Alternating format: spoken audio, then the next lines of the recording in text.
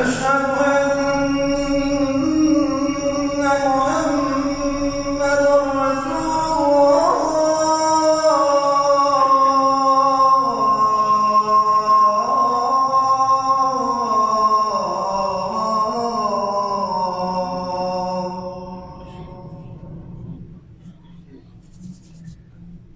حي على الصلاة.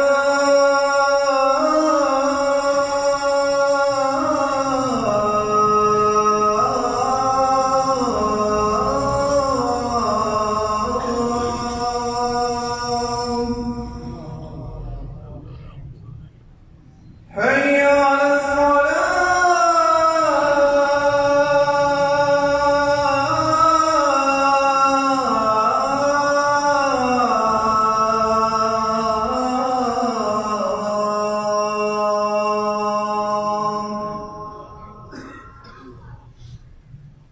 حي على الفلاح.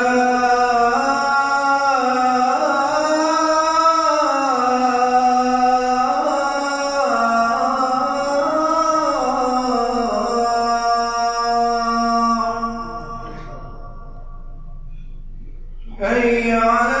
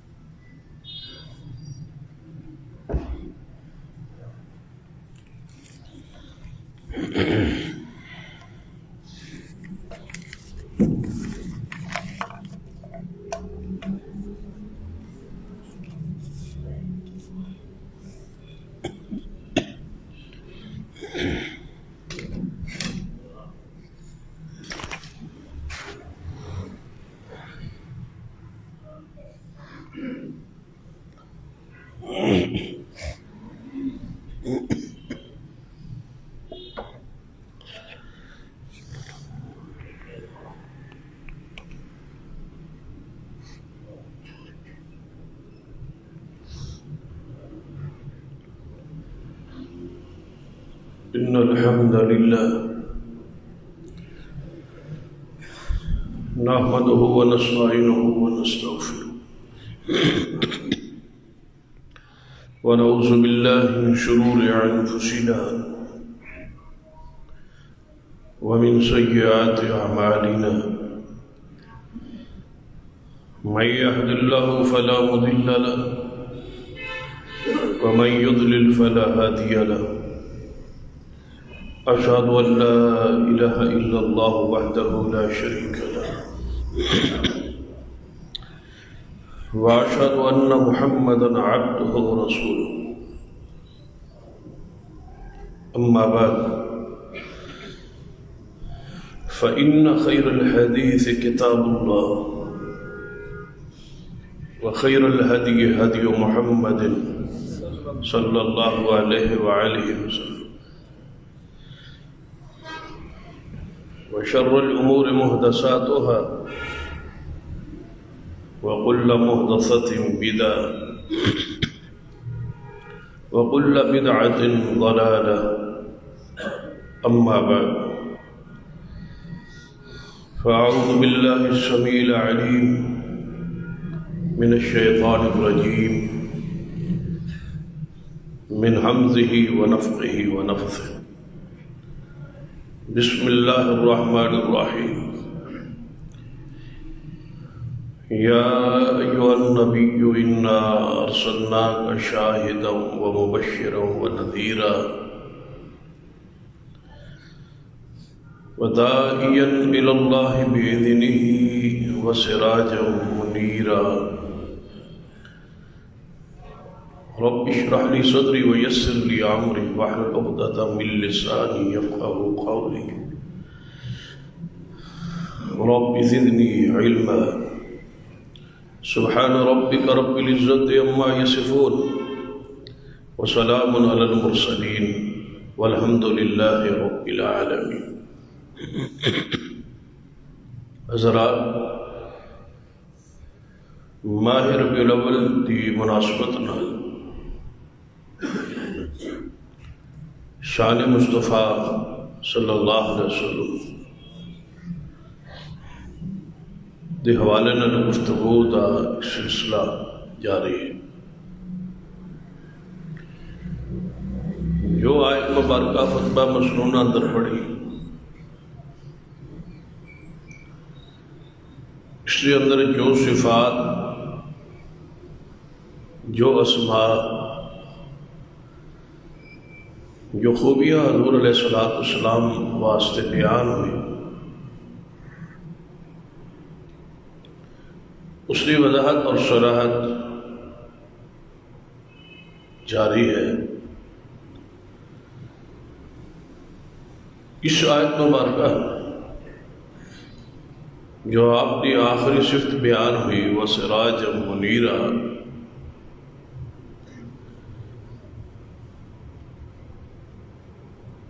اس کی وضاحت گزشتہ خطبے اندر ہو چکی.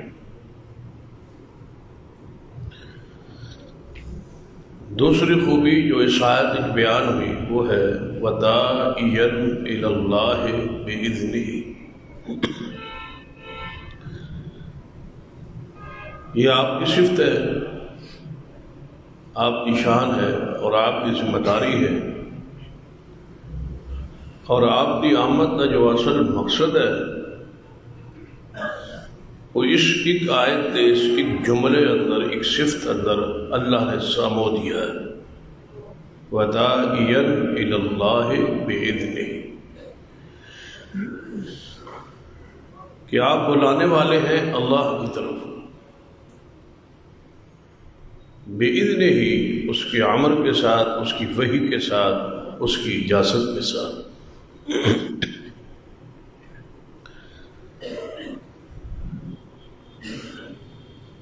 اس کے اندر جو بات سب تو پہلے قابل غور ہے وہ اس ایک جملے پر بِإِذْنِهِ، کہ آپ بلانے والے تو ہیں، داعی تو ہیں. وَمَنْ أَحْسَنُ قَوْلًا مِّمَّنْ دَعَا إِلَى اللَّهِ، جو اللہ کی طرف بلائے اس سے بڑا پیارا قول بات کس کی ہو سکتی؟ بات کے لحاظ سے، قول کے لحاظ سے سب سے اچھی بات یہ ہے کہ بندہ اللہ کی طرف بلائے. اور معذب، اذان دینے والا شخص اسی وجہ تو معاشرے اندر بلند ہے، آواز بھی بلند ہے، اور قیامت والدن اس شخص کی گردن بھی بلند ہوئی اور دور سے پہچانا جائے گا یہ مؤذن ہے، یہ وہ شخص ہے جو اللہ کی طرف بلانے والا ہے. حی علی الصلاۃ، حی علی الفلاح، اللہ کی طرف، نماز کی طرف، فلاح کی طرف، کامیابی کی طرف بلانے والا یہ شخص ہے. اسی واسطے اس آواز کو شیطان پسند نہیں کرتا، اور اس آواز کو سن کے وہ بھاگتا ہے، وہ دوڑتا ہے، گوز مارتا ہوا بھاگ جاتا ہے. وہاں تک پہنچنے کی کوشش کرتا ہے جہاں تک یہ آواز نہ آئے۔ یہ آواز جو ہے منافق پر بڑی بھاری، اذان کی آواز، اور جس کا دل گناہ کر کر کے گدلا ہو گیا ہو اس دل پر یہ بوجھ ہے، اور مومن کے لیے یہ خوشی اور راحت اور سکون کا پیغام ہے۔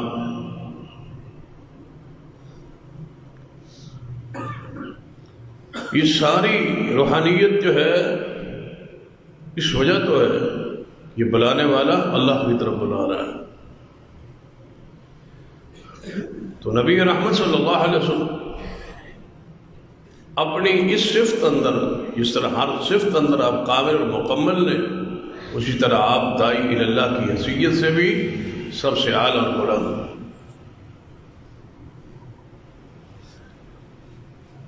لیکن اس صفت کا ذکر کرنے تو پہلے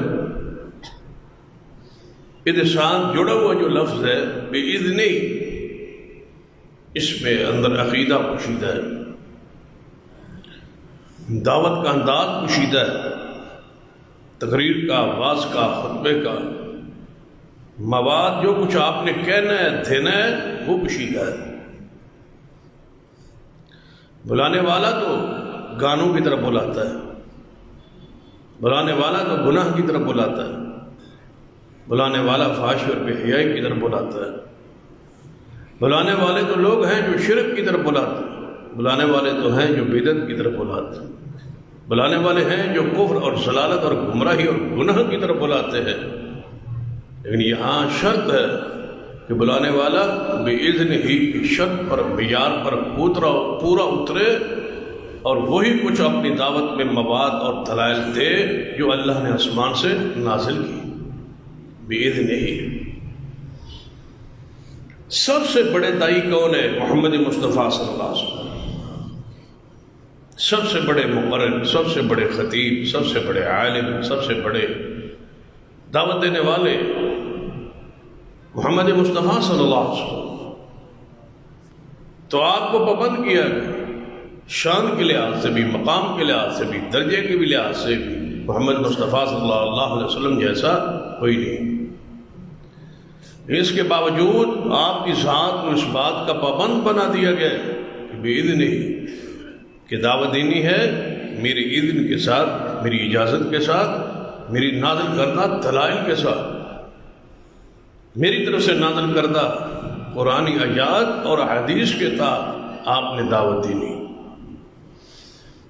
جب سرور کائنات محمد رسول اللہ صلی اللہ علیہ وسلم پابند ہے اپنے واعظ میں، اپنے خطبے میں، اپنے دعوت میں وہی کچھ کہیں جو اللہ نے آسمان سے نازل کیا ہو، تو بھلا اور کون ہے جو لطیفوں کے ذریعے، جو قصوں کے ذریعے، جو کہانیوں کے ذریعے، جو جھوٹے واقعات کے ذریعے لوگوں کو رلائے اور لوگوں میں بیان کرے؟ اللہ نے پابند کیا ہے محمد مصطفیٰ صلی اللہ علیہ وسلم کو کہ آپ وحی کے بغیر کچھ نہیں کہہ سکتے۔ اور اس پر بہت سارے دلائل موجود ہیں کہ نبی رحمت صلی اللہ علیہ وسلم وہی کچھ بیان کیا، فَاسْتَمْسِكْ بِالَّذِي أُوحِيَ إِلَيْكَ، پابند رہیے اس بات پر جو اللہ نے تمہاری طرف وحی فرمائی۔ آپ اگر صراط مستقیم پر ہے، اور یقیناً ہے، یاسین والقرآن الحکیم انک لمن المرسلین علی صراط مستقیم، آپ صراط مستقیم پر ہے۔ لیکن صراط مستقیم کے اوپر ہون کی جو وجہ ہے، فرمایا فاستمسک بالذی اوحی الیک انک علی صراط مستقیم، آپ صراط مستقیم پر ہیں، لہذا پابند رہیے اس چیز پر جو اللہ نے تمہاری طرف وحی کی۔ ان اتبع الا ما یوحی الی، میں کرتا بھی وہی کچھ ہوں جو میری طرف وحی آتی، اور جب تک وحی نہ آئے میں کچھ کرتا نہیں، کچھ کہتا نہیں۔ قرآن بہت سارے اس پر دلائل موجود ہیں، لیکن میری اور آپ کی ذمہ داری جو ہے، ہمارا جو فریضہ ہے، پیغمبر کی ذات جو نمونہ ہے، آپ کا اسوہ حسنہ کو اپنانا ہے ہم سب نے، تو قیامت تک کے لیے کوئی ممبر پر خطیب اور واعظ نہیں آ سکتا جب تک اس کے پاس وحی کا علم اور وحی کی معرفت اور پہچان اور اس کا بیان نہ ہو۔ ایک حدیث ہے جو سنن ابی داؤد کے اندر ہے کہ سرور کائنات محمد رسول اللہ صلی اللہ علیہ وسلم کے پاس ایک شخص آیا، عربی تھا، دیہاتی تھا، نیا نیا مسلمان تھا، تو نبی علیہ السلام کے پاس آ کے کہنے لگا یا رسول اللہ صلی اللہ علیہ وسلم، اگر میں کچھ نماز تو بعد تواڈے اصحاب اکٹھے ہوں گے اور کچھ بات کہہ لاں، کچھ واز کر لاں، کوئی نصیحت کر لاں، تو کیا اجازت؟ آپ نے فرمایا ٹھیک ہے۔ نماز ہو گئی، نبی علیہ السلام نماز پڑھائی، سلام پھیرا، آپ نے خود فرمایا کہ میرے صحابہ یہ تمہارا بھائی ہے، عربی ہے، دیہاتی ہے، نیا نیا اسلام میں داخل ہوا ہے، صحابی ہے، کچھ کہنا چاہتا ہے، کوئی وعظ نصیحت کرنا چاہتا ہے، تو اس کی بات نہ سن۔ صحابہ بیٹھے رہے، یہ شخص ممبر پہ چڑھا اور نبی علیہ السلام کے ساتھ بیٹھے تھے، یہ کھڑا ہوا، یہ بات شروع کرنے لگا، اللہ دی حمد و ثنا بیان کی اور ساتھ ہی بات کہی، کیا لوگوں اللہ اور اس کے رسول کی اطاعت کرو کامیاب ہو جاؤ۔ اللہ اور اس کے رسول محمد صلی اللہ علیہ وسلم یہ جو آپ کے سامنے تشریف فرمایا ہے، اس کی اطاعت کرو، ان کی اطاعت کرو کامیاب ہو جاؤ۔ ذرا آپ سوچیں کہ بات صحیح کہہ رہا ہے، اس میں کوئی غلطی نہیں۔ نبی علیہ السلام سن لیے، حضور بھی ساتھ تشریف فرمایا، وہ کھڑا ہے اور واز کر رہا ہے کہ اللہ اور اس کے رسول کی اطاعت کرو کامیاب ہو جاؤ، اور ان دونوں کی نافرمانی نہ کرو وگرنہ ذلیل ہو جاؤ گے، رسوا ہو جاؤ۔ بس اتنی بات کہنے کی دیر تھی کہ نبی علیہ السلام نے اس کے کپڑے کا پلو پکڑ کے کھینچا اور فرمایا بیٹھ جا، تو برا خطیب ہے۔ آگے حضور نے بات نہیں چلنے دی، آگے بات نہیں ہونے دیا، روک دیا حضور علیہ السلام، منع کر دیا اور فرمایا تو برا خطیب ہے، کیا کہہ رہا ہے؟ بھائی ذرا سوچو اس نے کیا کہا، اللہ اور اس کے رسول کی اطاعت کرو کامیاب ہو جاؤ، اور ان دونوں کی نافرمانی نہ کرو ناکام ہو جاؤ۔ اس سارے جملے میں جو قابل اعتراض بات ہے، ان دونوں کی نافرمانی نہ کرو، کس کی؟ اللہ اور اس کے رسول کی صلی اللہ علیہ وسلم۔ پہلے جملے میں ذرا وضاحت تھی، اللہ اور اس کے رسول دی اطاعت کرو کامیاب ہو جاؤ گے، اور ان دونوں کی نافرمانی نہ کرو۔ اگر یہ بات کہتا نا کہ اللہ اور اس کے رسول کی اطاعت کرو کامیاب ہو جاؤ گے، اللہ اور اس کے رسول کی نافرمانی نہ کرو ذلیل و رسوا ہو جاؤ گے، بات درست تھی، بات ٹھیک تھی، حضور کو پسند تھی۔ جب اس نے کہا کہ دونوں کی نافرمانی نہ کرو، رسول اللہ فرمایا تو برا خطیب ہے، بیٹھ جا، تو نے مجھے اور اللہ کو ایک جملے میں اکٹھا کیوں رکھا ہے؟ اللہ تو اپنی مخلوق سے جدا ہے، ایک ضمیر میں ہمیں دونوں کو تو نے اکٹھا کیوں کیا ہے؟ دونوں کیوں کہا، الگ الگ کیوں نہیں کہا؟ خطیب کے لیے اتنا جملہ بھی حضور نے نہیں کہنے دیا۔ وَدَاعِيًا إِلَى اللَّهِ بِإِذْنِهِ، ہم پر کشادہ رہے ہیں، قصہ بیان کریں، کہانی بیان کریں، گپ بیان کریں، لطیفہ بیان کریں، لوگوں کو ہنسانا اور رلانا مقصود ہے۔ اس میں نوحہ پڑھے، اس میں مرثیہ پڑھے، اس میں کوئی دوڑا پڑھے، اس میں کوئی گانا سنائے۔ سرور کائنات محمد رسول اللہ صلی اللہ علیہ وسلم کی ذات کے بارے میں رب کہتا ہے وَدَاعِيًا إِلَى اللَّهِ بِإِذْنِهِ۔ دائی وہ نہیں ہوتا جو کسی اور کہانیاں سنائے، وہ قصہ گو ہوتا ہے۔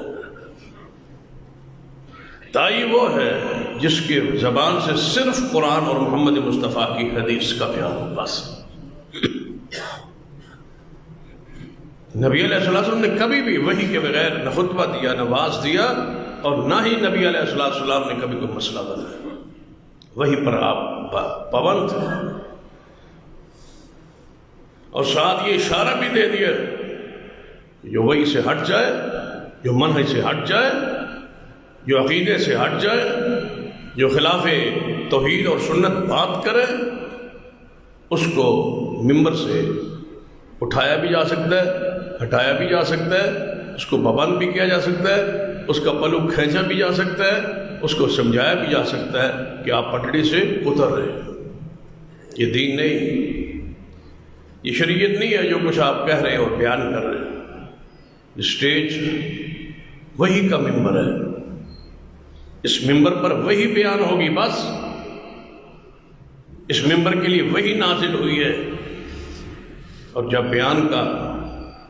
بیان میں وہی ہونا تو پھر وہ حدیث صحیح بخاری ذہن میں رکھے کہ نبی علیہ السلام کھجور کے خشک تنے کے ساتھ ٹیک لگا کے خطبہ دیتے تھے۔ جب آپ ممبر پہ آنے لگے پہلی مرتبہ تو وہ کھجور کا درخت بھی رونے لگا تھا کہ میں آج وہی سننے سے اور حضور کے وجود سے دور ہو گیا ہوں۔ یہ روحانیت ہے اس بات کی، اس نصیحت کی، اس درس کی، اس وحی کے پر مبنی خطاب کی آپ کے لیے بھی ضروری ہے۔ یہ تو ہے علماء اور خطباء اور واعظین کے لیے، آپ کے لیے بھی ضروری ہے کہ وہی کچھ سنیں جو اللہ کی طرف سے آیا ہے۔ چسکے کے لیے، کانوں کے سکون کے لیے قصے اور کوئی چیزیں جو آپ کو ظاہری طور پر لذت پیش کرے نہ سنا کرے۔ اپنے کانوں کو محفوظ رکھیں۔ ذرا وہ حدیث، وہ روایت جو سیدنا عمر رضی اللہ عنہ کے حوالے سے ہے، اس کو ذرا ذہن میں رکھیں کہ صحابہ کرام ہیں سفر اندر، اور سفر جو ہے وہ جہاد کا ہے۔ مارکا ہوا، کفار کے قلعے فتح ہوئے، علاقے فتح ہوئے، تو وہاں سے مال غنیمت سے مٹا گیا۔ اس مال غنیمت اندر لازم بات ہے مختلف چیزیں، کسی قلعے اندر، کسی گھروں میں لوگوں کے داخل ہوں، مختلف چیزیں ہوتی ہیں۔ تو دوران فتح وہاں ایک کتاب ملی۔ امام سیوطی رحمہ اللہ نے اپنی کتاب فضائل عمر میں اس روایت کا ذکر کیا ہے۔ وہاں سے مال غنیمت اندر مختلف چیزیں، سونا چاندی پیسہ سامان، اس کے اندر ایک کتاب بھی تھی۔ صحابہ کرام جب خیموں میں آئے، یہ آج سے شام کے وقت فارغ ہو گئے، تو وہ کتاب سامنے غنیمت میں پڑی تھی مال میں، تو صحابہ نے وہ کتاب اٹھا لی، کتاب پڑھنی شروع کر۔ کتاب اندر بڑے دلچسپ واقعات تھے، جس طرح ادبی واقعات ہوتے ہیں اس میں دلچسپی ہوتی ہے، فطری بات۔ تو صحابہ کرام نے کہا حضرت اس کو پڑھے، تو ایک شخص نے پڑھی، دوسرے صحابہ نے سنی، کہنے لگے بڑی لذت والی کتاب ہے، بڑی روحانی کتاب۔ تو انہوں نے طریقہ بنا لیا کہ جب شام کے وقت واپس آتے نا، کہتے ہیں ذرا کتاب کھولو بھائی، اس کو ذرا پڑھیں، جو قصوں پر، ادبی واقعات پر وہ چیزیں مشتمل تھیں۔ اب امیر یہ لشکر جو تھے، کمانڈر جو تھے، انہوں نے ایک صحابی کو بلایا اور فرمایا جاؤ مدینہ جا کے امیر المومنین سیدنا عمر کو خبر دو کہ اللہ نے بڑی فتوحات سے نوازا ہے، وہ پریشان ہوں گے، انتظار میں ہوں، تو آپ جائیں وہاں جا کے خبر دیں۔ تو وہ صحابی رسول اپنے امیر لشکر کے حکم پر سیدنا عمر کے پاس مدینہ میں آئے۔ سیدنا عمر واقعی انتظار ہے، آپ نے ساری صورتحال پوچھی، اس نے بتائی فلاں علاقہ فتح ہوا، فلاں فتح ہوا، فلاں فتح ہوا، وہاں تک ہم پہنچ گئے، ساری خبر دے کے نا۔ تو سیدنا عمر رضی اللہ عنہ فرمانے لگے ٹھیک ہے، یہ ساری خبریں جو کچھ آپ کہہ رہے ہیں وہ پہنچ گئی ہیں، لیکن اس صبر کا آپ جو آئے ہیں اتنا صبر کر کے بتا لیں، کوئی اس سارے صبر کا جہادی مارکے کا کوئی خاص واقعہ ہو تو وہ بتاؤ، کوئی خاص بات اس صبر۔ تو صحابی کہنے لگا امیر المومنین اور تو کوئی ذہن میں نہیں ہے، ایک خاص بات ہے کہ صبر جو سانو مال غنیمت چو ایک کتاب ملی سی، ایسو کتاب رکھی تھی، شام جدو پڑھی تو بڑی لذت آئی، بڑا سکون ہے، وہ تو بڑے بڑے واقعات سے تو ایسا پھر وہ طریقہ بنا لیا سا، شام جدو روزانہ مار کے فارغ ہوندے سا اسی اس کتاب نو پڑھتے سا، ایک صحابی پڑھتا تھی باقی سنتے سا۔ سیدنا عمر بڑے متوجہ ہوئے، اب سیدنا عمر ابن ذہن جو بات تھی تو رات پڑھ رہے تھے رسول اللہ کے سامنے، جو گزشتہ جمعے واقعہ بیان ہو،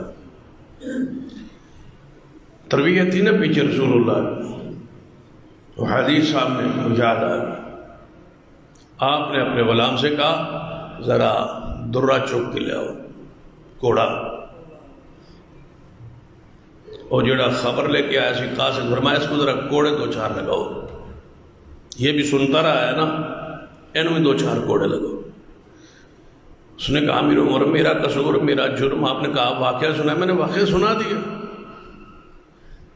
فرمایا تم وہ سنتے رہے کتاب، تم وہ کتاب پڑھتے رہے، یہ ہے وداعیا الی اللہ بعذنہ، فرمایا تم وہ کتاب پڑھتے رہے۔ سیدنا عمر کے ہوتے ہوئے میری خلافت میں امیر المومنین سیدنا عمر زندہ ہو اور وہ کتاب پڑھی جائے جو کافروں کے قلعے سے ملے اور جس میں قصے اور کہانیاں اور صحابہ وہ سن کے لذت محسوس کریں، اور میرے ہوتے ہوئے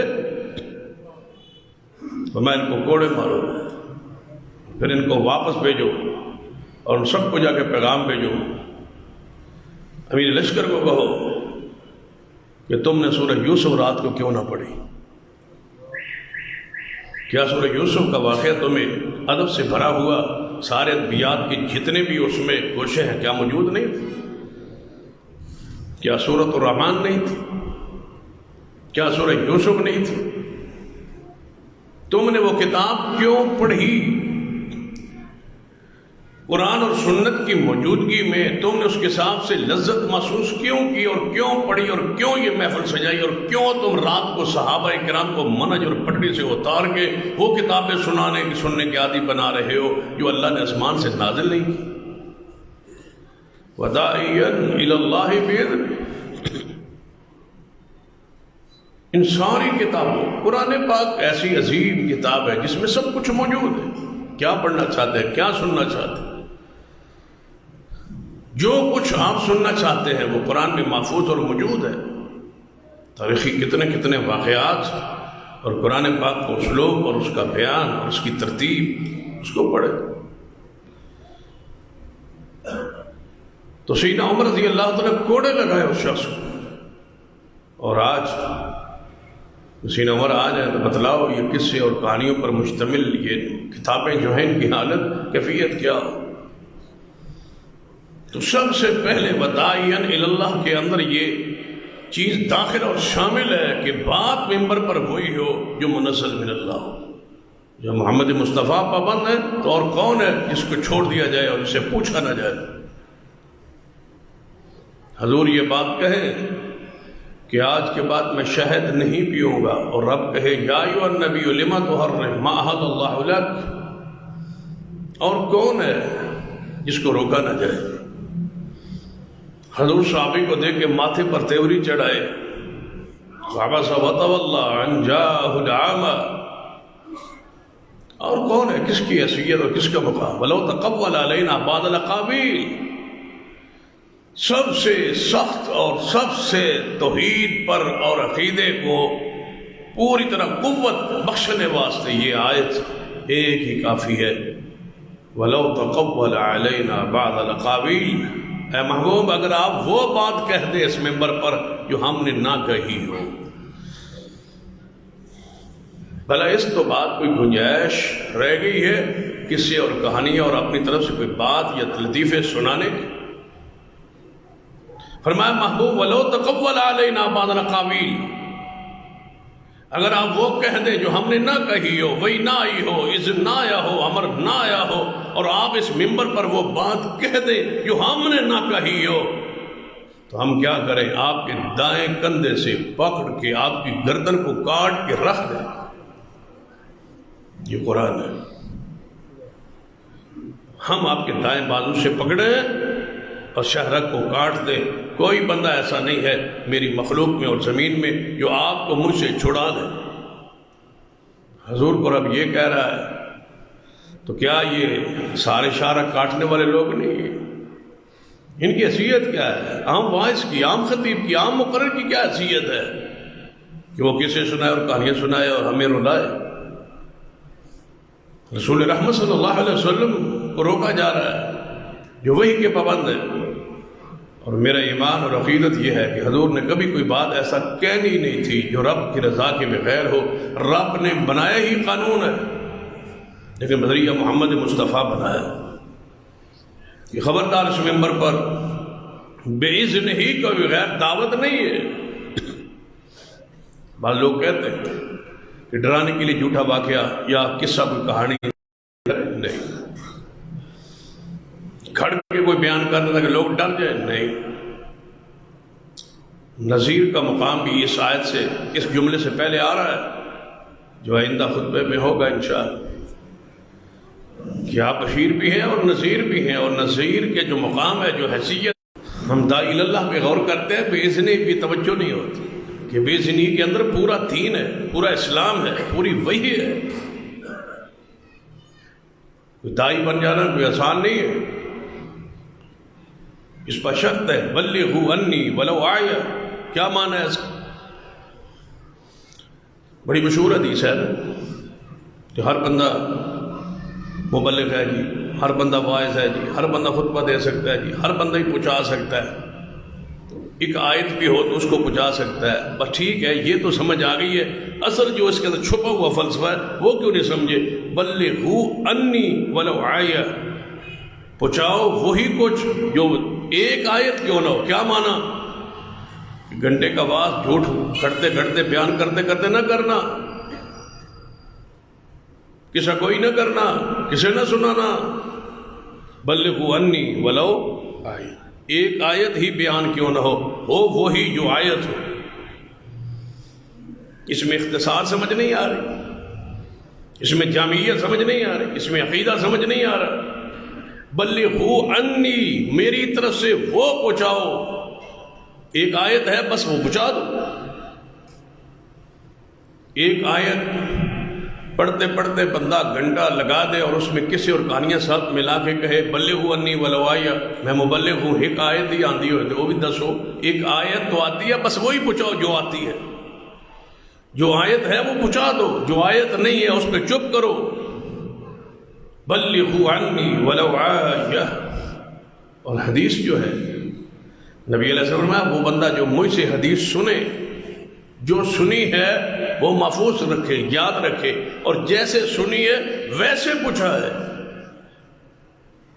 ساتھ کوئی پنچر لگانے کی بھی اجازت نہیں ہے، ساتھ اپنی طرف سے کوئی درایت بنانے کی بھی اجازت نہیں ہے،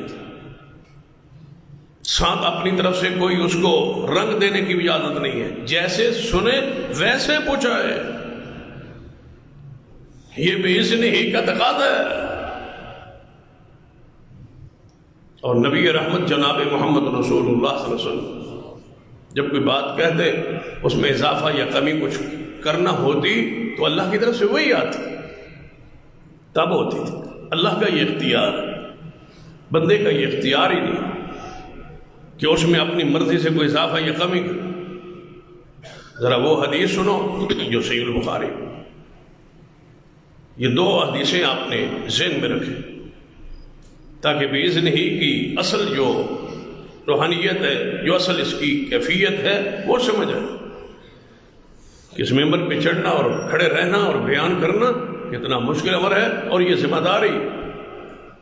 اور نبی علیہ السلام نے فرمایا میں معراج کی رات ایسے واعظین اور خطیبوں کی زبانوں کو کینچی سے کٹتا ہوا دیکھا جو اپنی طرف سے گھڑ کے بیان کرتے ہیں۔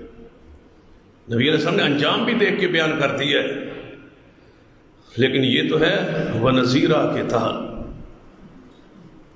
کتنے مخبر صادق ہیں کہ جو کچھ کل ہمارے ساتھ ہونا ہے محمد مصطفیٰ نے اللہ کی اذن سے وحی سے وہ بھی بیان کر دیا ہے، تاکہ ہم ڈر جائیں، پریشان، آگے رک جائیں، مرضی نہ کریں۔ ذرا وہ حدیث ذہن میں رکھے کہ نبی علیہ السلام کے پاس ایک شخص آیا، کہنے لگا یا رسول اللہ صلی اللہ علیہ وسلم، میں اللہ کی راہ میں جہاد کے لیے نکلا ہوں، مارکا ہے، جہاد جاری، اگر میں کافروں کے ساتھ لڑتا آگے بڑھتا شہید ہو جاؤں تو کیا میرے سارے پچھلے جو گناہ ہیں وہ معاف ہو جائے؟ کیا میری غلطیاں معاف ہو جائیں ساری؟ نبی علیہ السلام نے فرمایا ہاں، ساری غلطیاں تیری معاف ہو جائیں، کوئی گناہ قیامت والے دن آپ سے پوچھا نہیں جائے گا، غلطیاں معاف ہو جائیں۔ یہ خوش ہوا، بڑا خوش ہوا، خوش ہو کے دوڑتا جا رہا ہے جہاد کی طرف، کفار کی صفوں کی طرف، کہ حضور نے اتنی بڑی خبر دے دی ہے کہ لڑتا جاؤں آگے بڑھتا جاؤں، لڑتا جاؤں آگے بڑھتا جاؤں، شہید ہو جاؤں، جنت میں چلا جاؤں۔ اسی وقت جبریل آئے، فرمایا محبوب جس کو آپ نے یہ مسئلہ دیا ہے نا، بیان کیا ہے، ذرا اسے کہہ دے کہ قرض معاف نہیں ہو۔ یہ جو آپ نے پوری آفر دے دی ہے نا، کھلی بات کہہ دی ہے، اس میں قرض کو شامل کرے۔ وَدَاعِيًا إِلَى اللَّهِ بِإِذْنِهِ، اس کی اذن کے بغیر، اس کی وحی کے بغیر کچھ نہیں۔ حضور نے بیان کی ہے، خبر دی ہے، اس میں جس چیز کو شامل کرنا تھا اپنی مرضی سے نہیں کیا، کس کے امر سے؟ اللہ کے امر سے، اللہ کی وحی سے۔ یہ درجہ ہے محمد مصطفیٰ صلی اللہ علیہ وسلم، وَدَاعِيًا إِلَى اللَّهِ بِإِذْنِهِ۔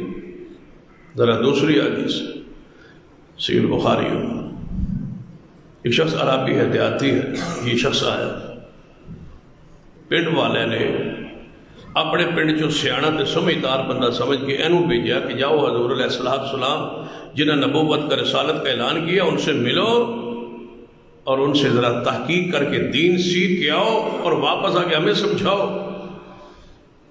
تحقیق کریں۔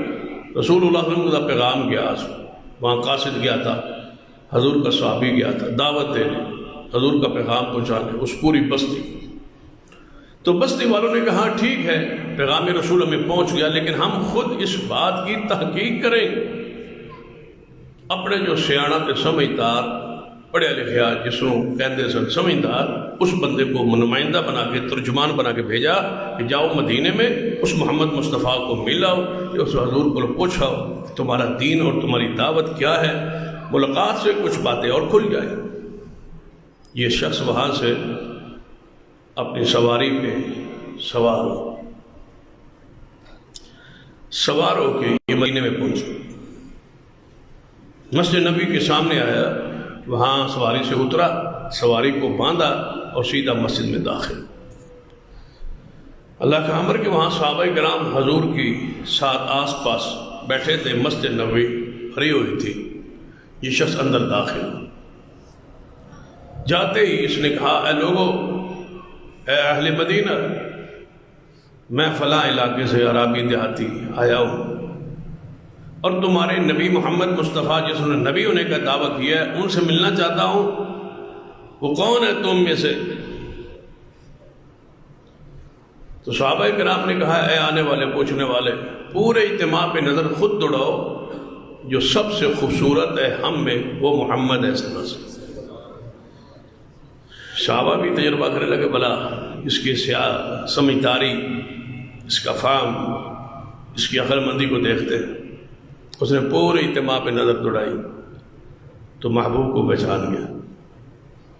کہتا ہے اگر حسن پہ ہے نا فیصلہ کہ تم میں سے سب سے چہرہ چمک کس کا رہا ہے، دمک کس کا رہا ہے، خوبصورت کون ہے، تو وہ مجھے لگتا ہے یہ ہے محمد صلی اللہ علیہ وسلم۔ انہوں نے کہا تو نے صحیح پہچانا، یہی ہمارے رسول ہے صلی اللہ علیہ وسلم۔ حضور کے پاس بیٹھ گئے، کہنے لگا اے محمد صلی اللہ علیہ وسلم، میں آپ کی شان کو، درجے کو، مقام کو نہیں جانتا کہ آپ کتنے بلند ہیں اور کتنا رب نے آپ کو رتبہ دیا ہے، شان دی ہے۔ میں تو سادہ جا بندہ اور پنڈ اور جنگل جو رہنے والا تھے، قوم نے نمائندہ ترجمان بنا کے بھیجا ہے، تو آڈا نمائندہ وہاں گیا تھا، اس نے یہ بات کہی تھی، مجھے تو قوم نے تحقیق کے لیے اور آپ سے کچھ سوالات کے لیے بھیجا ہے، اگر میں اپنے پینڈو اور خالص سادہ انداز میں سوال کر لوں تو اسی ناراض تو نہیں ہو جاؤ، کیونکہ میں نہیں پتا تو سٹیٹس، مقام، درجہ کتنا بلند ہے، تو کس انداز گفتگو کرنی ہے، کیسے سوال کرنا ہے۔ یہ پہلی ملاقات ہے، میں آپ کے درجے شان کو تو نہیں نہ جانتا، میں اپنے انداز میں سوال کر لوں تو ناراض ہو جاؤ گے۔ حضور نے فرمایا نہیں، جو ہم سے سوال کرے ہم اس سے ناراض تو نہیں ہوتے، آپ پوچھیں کیا پوچھنا چاہتے۔ کہنے لگا بتاؤ کہ اللہ نے آپ کو واقعی نبی بنایا ہے، جو دعویٰ آپ کا پہنچا ہے، کیا اس دعوے میں آپ حق اور سچ ہیں؟ کیا واقعی آپ نبی ہیں؟ نبی علیہ السلام نے فرمایا کوئی شک نہیں، یا ایھا النبی انا ارسلناک، اے نبی ہم نے بنایا ہے نا، ہم نے بھیجا ہے نا۔ سارا قرآن پڑھو، جتنی صفات ہیں حضور کی، ہر صف سے پہلے اللہ نے اس چیز کو لازم بیان کیا ہے کہ یہ درجہ، یہ مقام ہم نے دیا ہے محمد مصطفیٰ رسول۔ سارا قرآن، کوئی ایک صفت، کوئی ایک خوبی جو حضور کی بیان کی گئی ہو قرآن میں اور جس کو رب نے اپنی طرف منسوب نہ کیا ہو، ایسی نہیں ملے گی۔ جہاں ذکر آیا یہ شان، یہ خام مقام ہم نے دیا ہے۔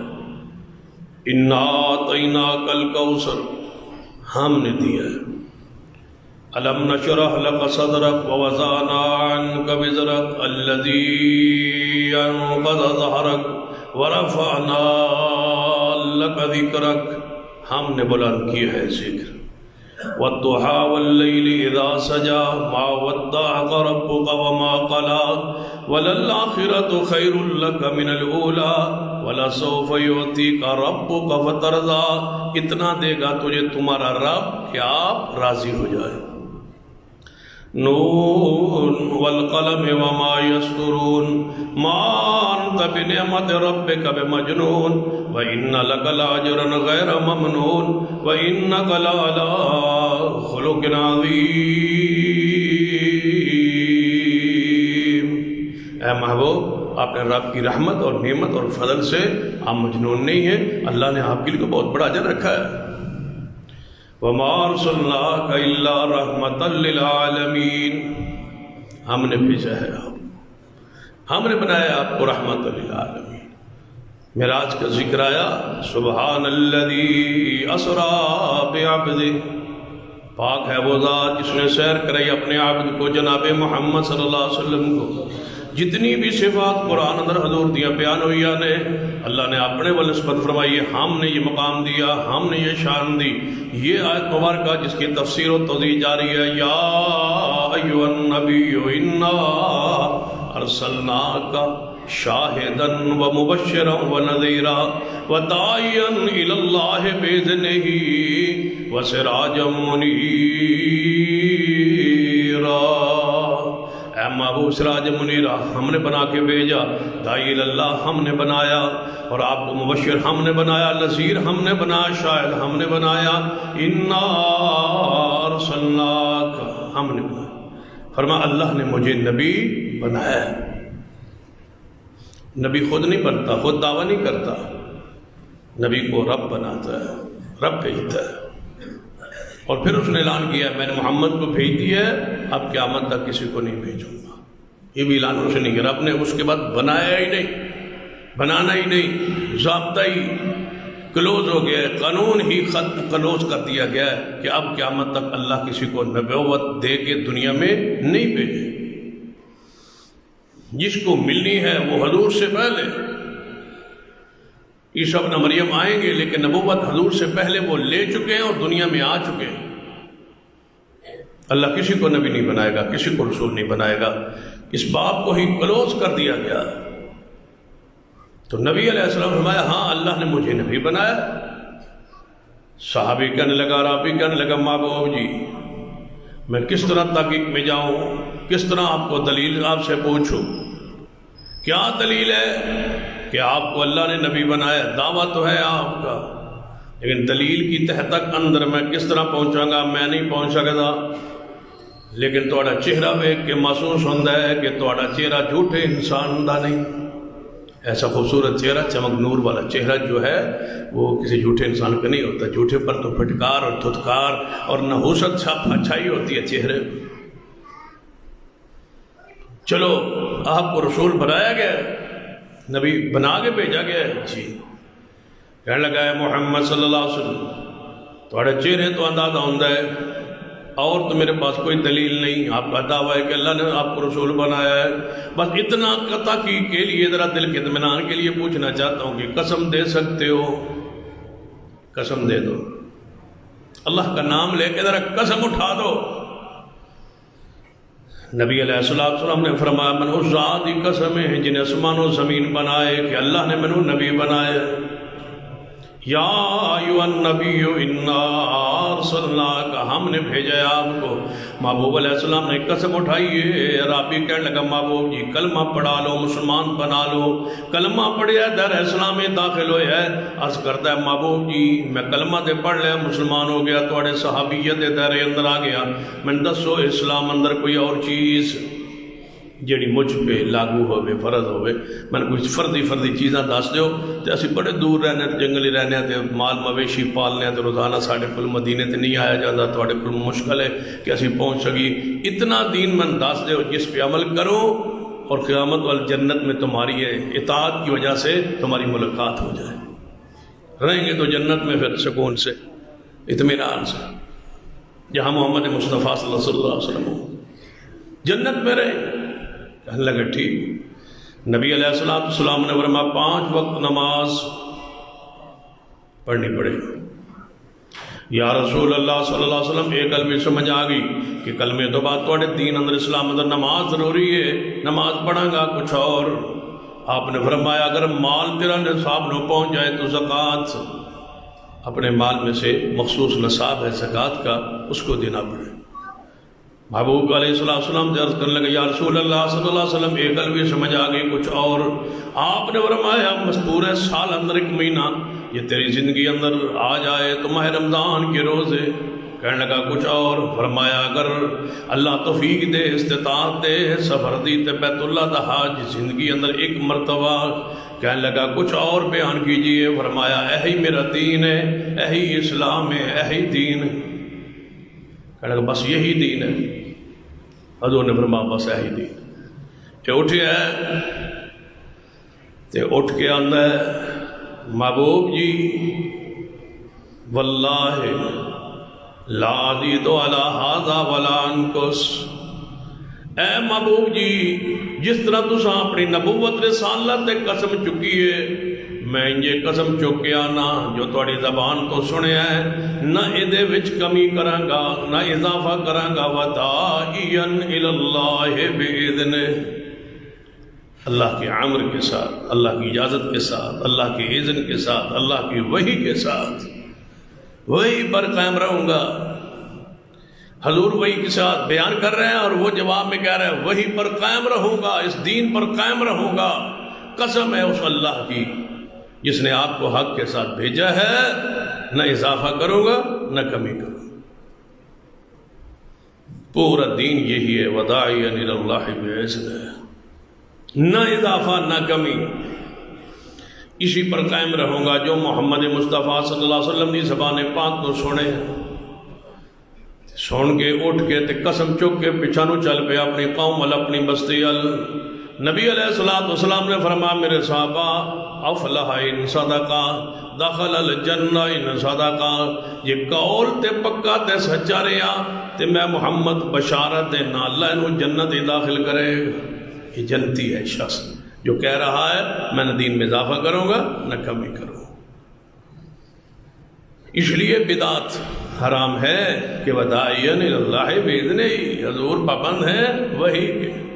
ہم کون ہوتے ہیں وہی سے آگے کہنے کرنے والے پچھلے والے؟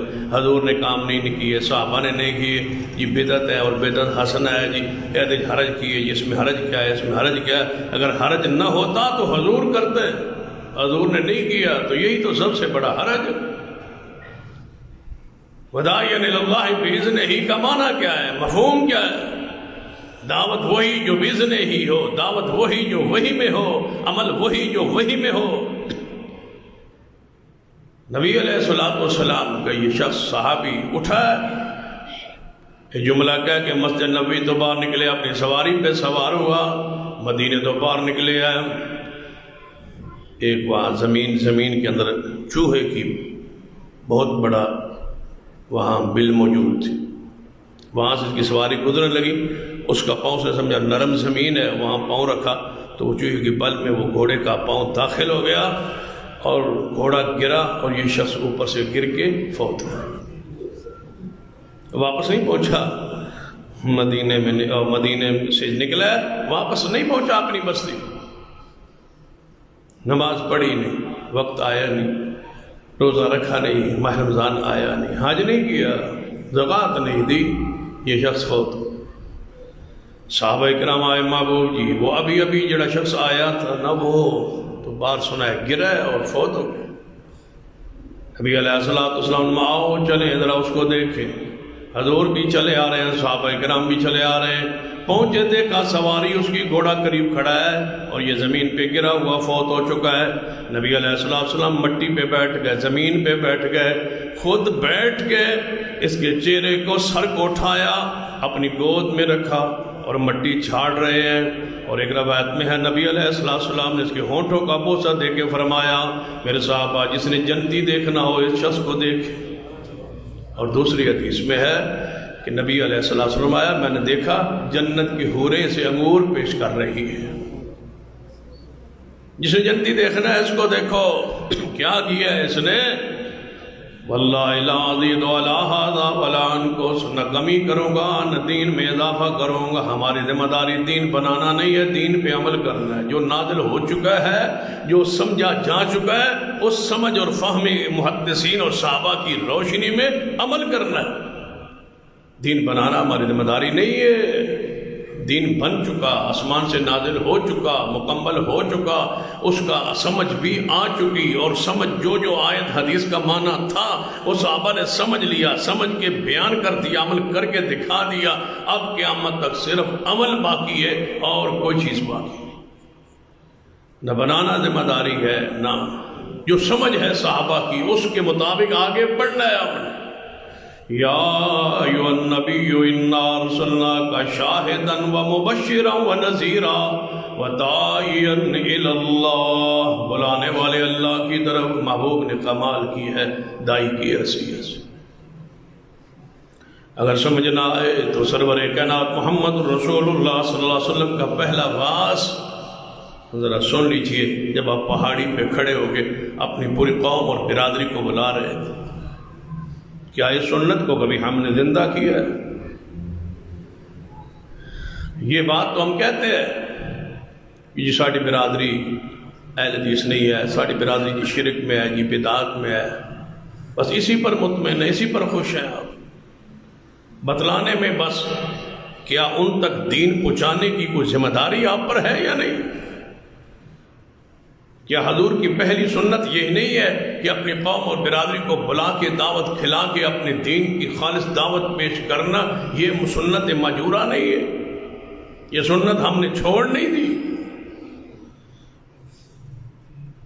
کیا ہم نے برادری کو کبھی دعوت پہ، روٹی پہ، ولیمے پر، خوشی پہ بلاتے ہو، غمی پہ بلاتے ہو، وہاں تمہیں کوئی نظر نہیں آتا یہ کس مسلک کا ہے؟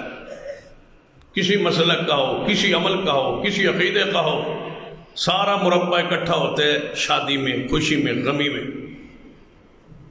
جن کے بارے میں ہم بیان کرتے ہیں ساڑی برادری اینج وہ سارے اکٹھے ہوتے ہیں خوشی غمی میں. کبھی صرف دعوت کی ہو اس بات پر کہ ان کے سامنے توحید کا اور سنت کا خالص دین پیغام ان کے سامنے رکھا جائے کہ آپ جس ڈگر پہ چل رہے ہیں یہ ڈگر درست نہیں ہے. نبی علیہ السلام نے ان کو کسی خوشی کے موقع پہ دعوت بھیج کے نہیں بلایا، خود بلایا، بلا کے دعوت تیار کر کے فرمایا اے مکے والو، اے میری قوم، اے میری برادری، اللہ نے مجھے نبی بنایا ہے اور تم پر میری اطاعت اور میری اتباع لازم ہے. اس پر پتھر مارے گئے، اس پر کہا گیا تبا لک یا محمد ناؤسو. اسی پر آیت نازل ہوئی تبت یدا ابی لہب وطب. یہ سنت ہے، یہ سنت ہم نے چھوڑ دی. اس سنت کو چھوڑنے کے مختلف بہانے، حالات ٹھیک نہیں. کوئی کہتا ہے حالات ٹھیک نہیں، کوئی کہتا جی اپنی پیڑھی تھلو ڈنڈا ڈنڈا پھیرو جی، اپنی چرپائی نو صاف ستھرا رکھو جی، اپنا گھر صاف رکھو جی، تسی آپ ٹھیک رہو دوجن چھٹو جی. یہ کس کا اصول ہے، کس کا فرمولہ ہے کہ دوسروں کو چھوڑ دو؟ عزیز علیہ ما عنتم حریص علیکم بالمؤمنین لعلک باخع نفسک. اے محبوب تم اپنی جان گنوا بیٹھو گے لوگوں کے غم میں، یہ جہنم میں جا رہے ہیں، یہ آگ میں جا رہے ہیں. تمہیں پتہ ہے یہ شرک میں، بدعات میں، خرافات میں، اور تم سکون سے صبر سے بیٹھو، کوئی بات نہیں ہے. جہاں کوئی لگا اس کو لگا رہنے دو، اپنا کام کرو، اپنا کاروبار کرو، کسی کو چھوڑو نہیں، اپنا چھیڑو، اپنا چھوڑو نہیں، دوسرے کو چھیڑو نہیں. یہ کہاں ہے؟ یہ کس کا فرمولہ ہے؟ لکم دینکم ولی دین، یہ تو کافروں کا قول ہے. لکم دینکم ولی دین کا معنی کیا ہے؟ کہ اپنا چھوڑو نہیں تو دوسرے کو چھیڑو. بھائی چھیڑنا ہے آپ کو، فرض ہے آپ پر. اہل شرک کے شرک کو رد کریں، بدعات کا رد کریں، ان کو سمجھائیں، ان کو واعظ کریں، ان کو ہاتھ جوڑیں، ان کو دعوت دیں، ان کو پیغام دیں. کیسٹوں کے ذریعے، کتابوں کے ذریعے، تقاریر کے ذریعے، واعظ کے ذریعے، خطبات کے ذریعے. کبھی آپ نے یہ تصور کیا ہے، کبھی آپ نے یہ عمل کیا ہے کہ آپ جمعے پر آتے ہیں بھائی ایک ایسے شخص کو لایا جائے جو عقیدے پر نہیں ہے، شرک پر، بدعات پہ، اس کو محنت کر کے لایا جائے. ہر بندہ ایک تہیہ کر لے کہ ایک ایک بندہ میں ساتھ لاؤں گا تو کیا تبدیلی چند سالوں میں نہیں آ سکتی؟ آپ نہا دھو کے نکلتے ہی بڑے مشکل سے اور پھر پہنچتے ہیں آپ جمعہ پڑھنے جا رہے ہیں. جمعہ آپ پڑھنے جا رہے ہیں، یہ واعظ ہے، یہ دین ہے، یہ خطبہ ہے. لوگوں کو اصلاح کرنی ہے، دوسروں کو، پڑوسیوں کو کون لائے؟ کیا ہفتہ بھر آپ محنت نہیں کر سکتے کہ بندے کو میں نے ساتھ لے کے جانا؟ یہ تڑپ کب پیدا ہو؟ اگر ہر بندہ یہ تہیہ کر لے، بتاؤ وہ سال کے اندر کتنے بندوں کی تبدیلی کا ذریعہ بن سکتا ہے. یہ جو آپ کو خطبے اور مسلمان، دین، شریعت نظر آ رہا ہے، یہ کس کی محنت ہے؟ یہ وہی دعوت ہے جو خطبات کے ذریعے، جلسوں کے ذریعے، جلوسوں کے ذریعے، اجتماعات کے ذریعے، پروگراموں کے ذریعے، کتابوں کے ذریعے، تقاریر کے ذریعے، یہی وہ لوگ ہیں جن کو اللہ نے ہدایت بخشی ہے. کون کہتا ہے کہ جلسوں کا، پروگرامز کا، یا خطبات کا، یا واعظ کے اثرات نہیں ہو؟ اگر نہ ہوتے تو حضور اللہ کو یہ صفت ہی نہ دیتا وَدَاعِيًا إِلَى اللَّهِ. حضور نے فرمایا بیان تو جادو ہے. تقریر کو تو حضور نے، خطبے کو تو جادو قرار دیا ہے جو لوگوں کے دلوں کو موہ لیتا ہے، ایمان تازہ ہوتا ہے، گناہوں کو بندے چھوڑتے ہیں، کبائر کو ترک کرتے ہیں.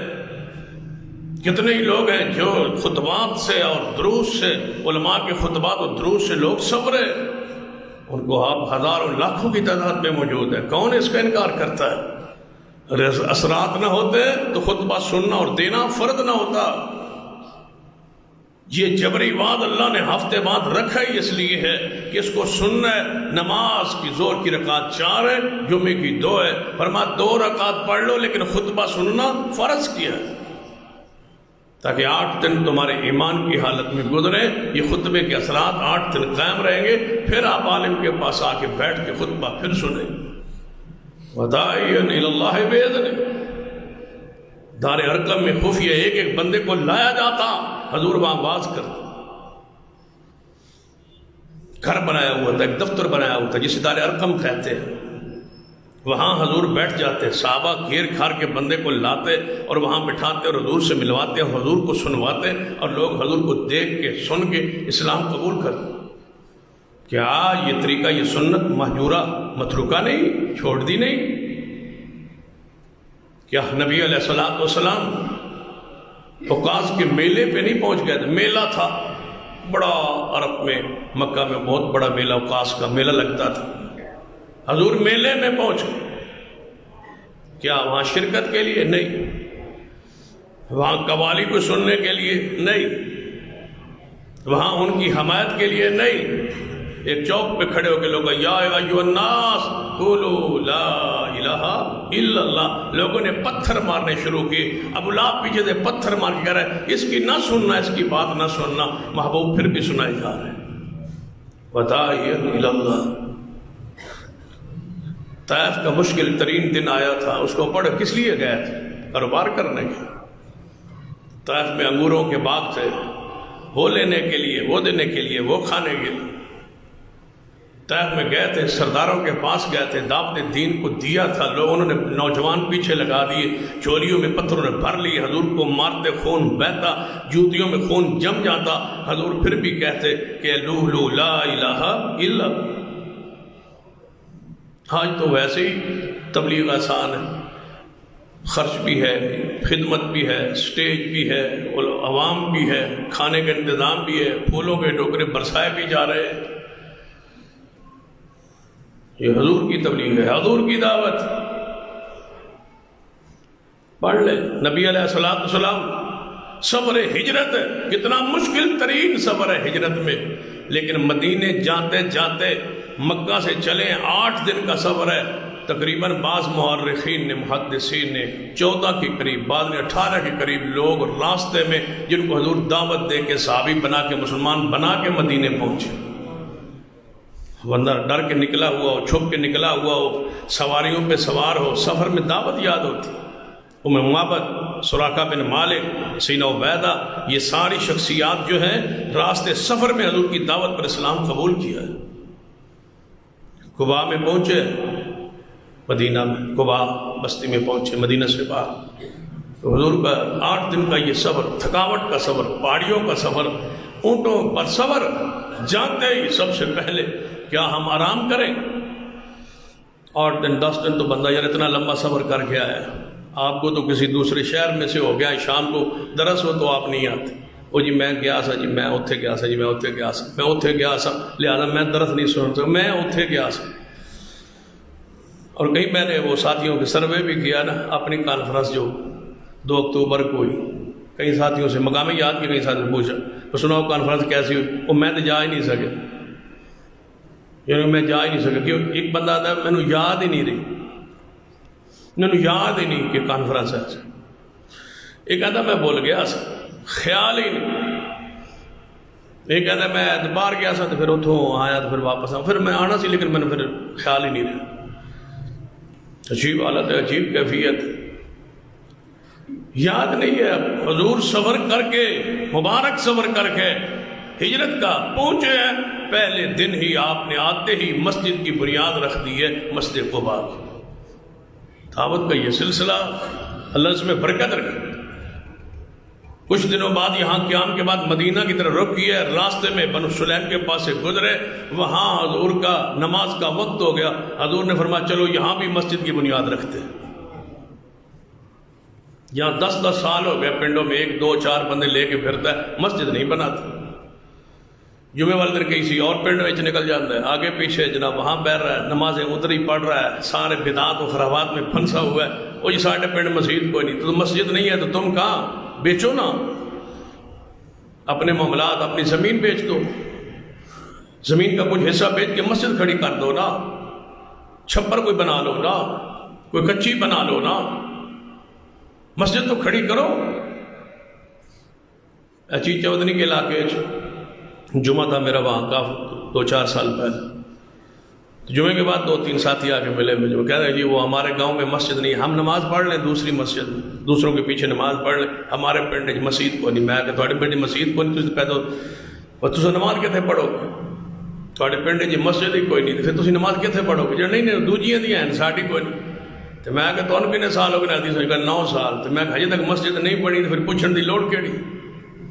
9 سالوں میں جس بندے نے مسجد نہیں کھڑی کر سکا، کچی کھڑی کرے نا. ایک بیٹھک کو وقف کر دینا، 10 مرلے پلاٹ ہے اس میں 4 مرلے مسجد کے لیے وقف کر دینا، 5 مرلوں میں رہ لینا۔ مسجد فرض ہے یا گھر رہ کے بنا کے وہاں رہنا فرض ہے؟ ایمان نہیں بچانا، اسلام نہیں بچانا، دین نہیں بچانا، دوسروں کو نہیں پہنچانا، مکان کا کچھ حصہ وقف کر دینا۔ کیا ضروری ہے؟ کون سا گاؤں ہے جس میں گاؤں میں 10-5 مرلے بندے کے پاس نہیں؟ اپنے مکان کو چھوٹا کر لینا۔ نبی علیہ السلام نے آتے ہی مسجد کو قائم کیا ہے، یہ دعوت دین کے لیے ضرورت ہے، فرض ہے۔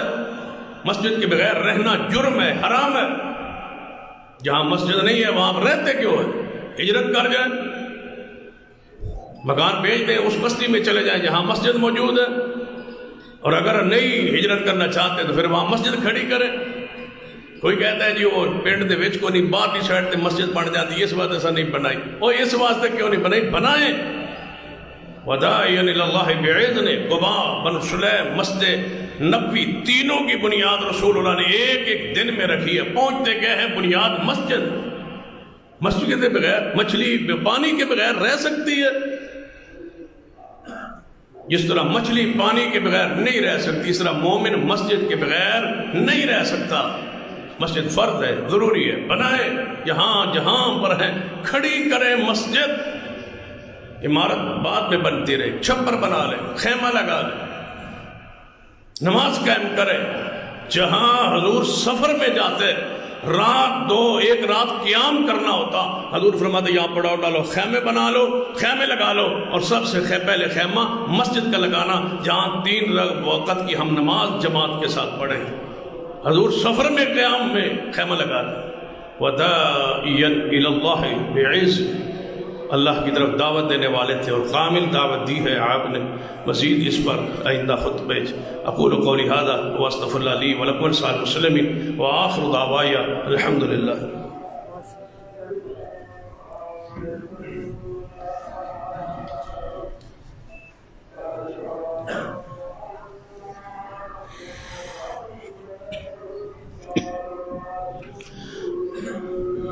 ان الحمد للہ نحمده ونستعینه ونستغفره ونعوذ باللہ من شرور انفسنا ومن سیئات اعمالنا من يهد الله فلا مضل له ومن يضلل فلا هادي له اشهد ان لا اله الا الله وحده لا شريك له واشهد ان محمدا عبده ورسوله۔ حضرات، آج انشاءاللہ العزیز عشاء کی نماز کے بعد 30 چک جنوبی میں جو چوکی باگٹ کے قریب ہے، وہاں اس گاؤں کی بستی کی 9ویں سالانہ کانفرنس ہو رہی، جس میں انشاءاللہ حضرت مولانا قاری سرفراز حیدر صاحب، حضرت مولانا عبدالرزاق طاہر صاحب اور حضرت علامہ حشام الہی ظہیر صاحب انشاءاللہ یہ علماء کرام خطابات فرمائیں گے، اور یہاں سے انشاءاللہ ایک بس کا روانہ ہوگی مغرب کی نماز کے بعد۔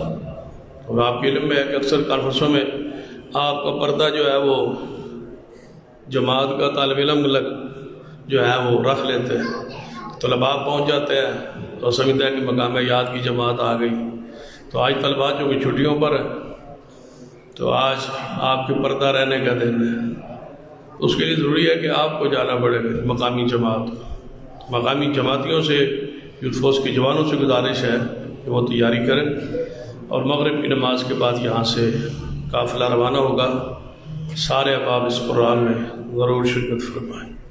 ان الحمد للہ نحمده ونستعینه ونستغفره ونعوذ باللہ من شرور انفسنا ومن سیئات اعمالنا من یهد اللہ فلا مضل له ومن یضلل فلا هادی له اشهد ان لا اله الا الله وحده لا شريك له واشهد ان محمدا عبده ورسوله اما بعد فان خير الحديث كتاب الله وخير الهدي هدي محمد صلى الله عليه وسلم وشر الامور محدثاتها وكل محدثة بدعة وكل بدعة ضلالة اما بعد فاعوذ بالله من الشيطان الرجيم بسم الله الرحمن الرحيم والعصر ان الانسان لفی خسر الا الذين امنوا وعملوا الصالحات وتواصوا بالحق وتواصوا بالصبر ربنا اغفر لنا ولاخواننا الذين سبقونا بالايمان ولا تجعل في قلوبنا غلا للذين امنوا ربنا انك رؤوف رحيم اللهم اشف مرضانا ومرضى المسلمين۔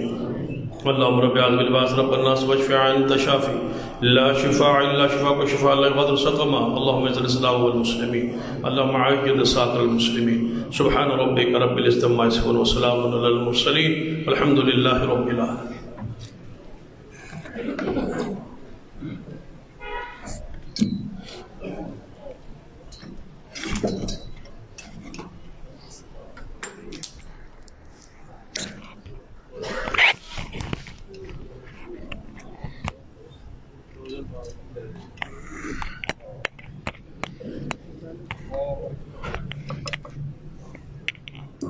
الله أكبر الله أكبر. أشهد أن لا إله إلا الله، أشهد أن محمد رسول الله. حي على الصلاة حي على الفلاح، قد قامت الصلاة قد قامت الصلاة. الله أكبر الله أكبر، لا إله إلا الله.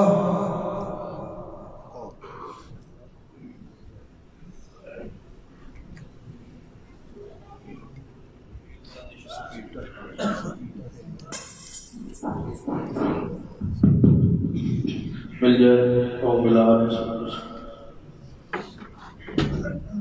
اللہ اکبر.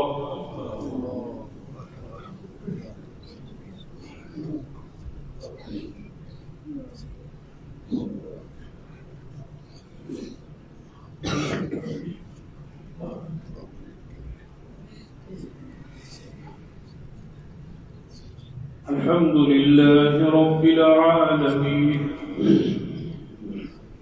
الرحمن الرحيم مالك يوم الدين إياك نعبد وإياك نستعين اهدنا الصراط المستقيم صراط الذين أنعمت عليهم غير المغضوب عليهم ولا الضالين.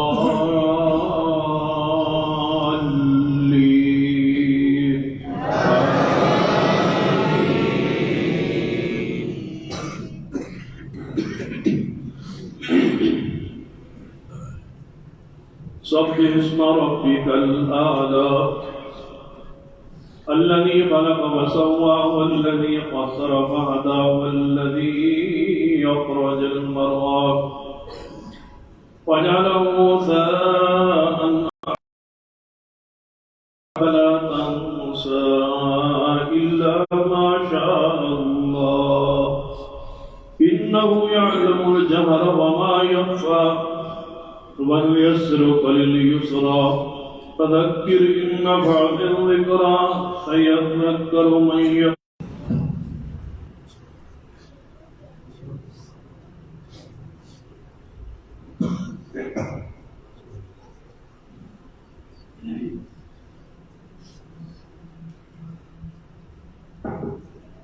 سمع الله لمن حمده.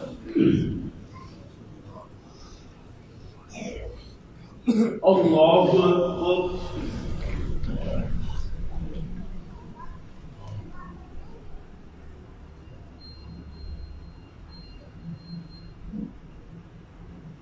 الله أكبر.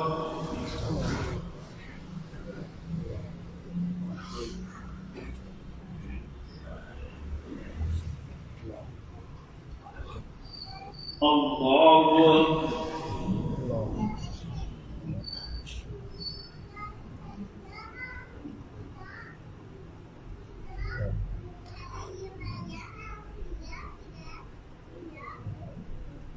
الله أكبر.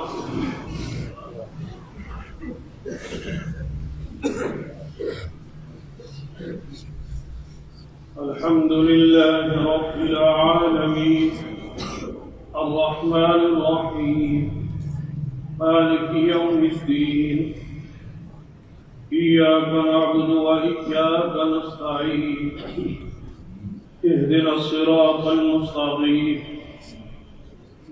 صراط الذين أنعمت عليهم غير المغضوب عليهم ولا الضالين.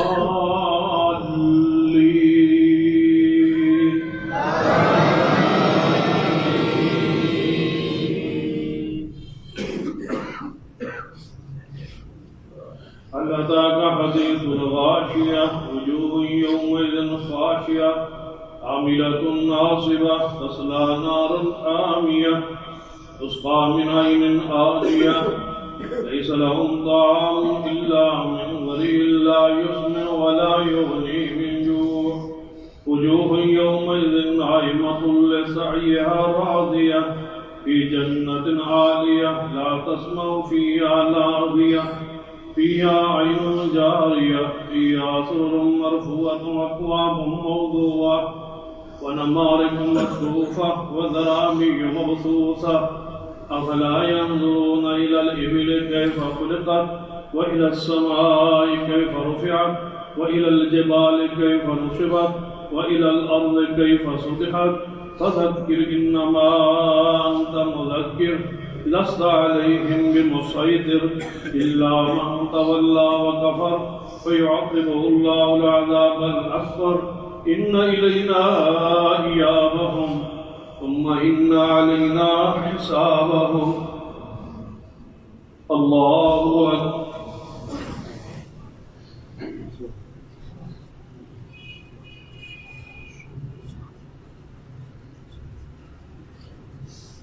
سمع الله لمن حمده الله أكبر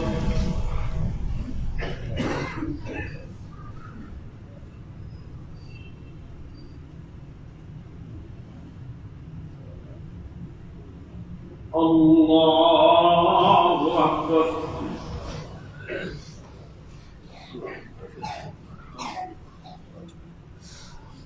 الله أكبر